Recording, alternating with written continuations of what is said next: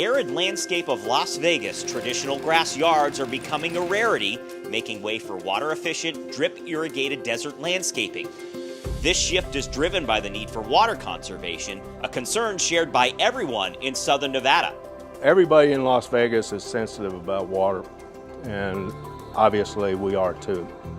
But what if drip irrigation could serve a dual purpose? What if it could be the solution to not only water conservation, but also to the challenge of getting fresh produce in the desert? Yeah, and it's not like you can just go and visit a farm anywhere these days. Not in Las Vegas. Yeah. Enter the People's Farm, a little pocket of sustainability sitting in the shadows of Las Vegas Boulevard. For owner and CEO Mark Engler, drip irrigation that many local landscapes use is the key to addressing the produce problem he sees in our valley. I see produce in the grocery store that, quite frankly, is not nutritious. The big concept of the People's Farm is to take farms to the people. Having spent most of his career in commercial agriculture and cattle, Engler is now on a social mission to provide fresh, nutrient-rich microgreens to Las Vegas in a water-sustainable manner. The People's Farm counters the common practice of shipping in produce from locations like Los Angeles, Phoenix, or Salt Lake City. Everything's been done to extend the shelf life of these products. Instead of growing them locally, these plants will never leave the Las Vegas Valley. The process is elegantly simple. Seeds, such as peas, radishes, and broccoli, are hand spread onto hemp mats, eliminating the need for soil. Placed in a room with 80% humidity, the seeds germinate over 48 hours. Once sprouted, they are transferred to a grow room with large trays connected to a straightforward drip irrigation system modified with some additional tubing. In 7 to 14 days, the microgreens are harvested, bagged, and ready to provide the freshest produce possible.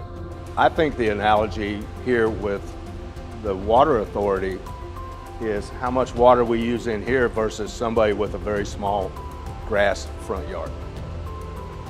I bet we use less. So Mark, let's break down the numbers. One side of this grow room, comparable in size to many residential grass landscapes, holds 1,152 square feet of microgreens.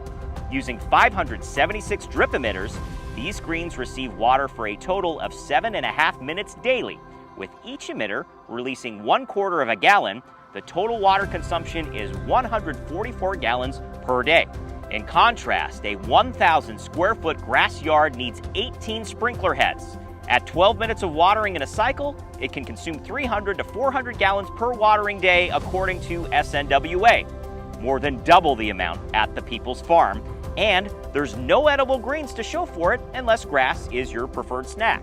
The beauty here lies in the fact that since the People's Farm uses no dirt, Engler says about half the water used to irrigate the microgreens flows out of the trays and is pumped back into a storage tank to be reused, enhancing the farm's sustainability.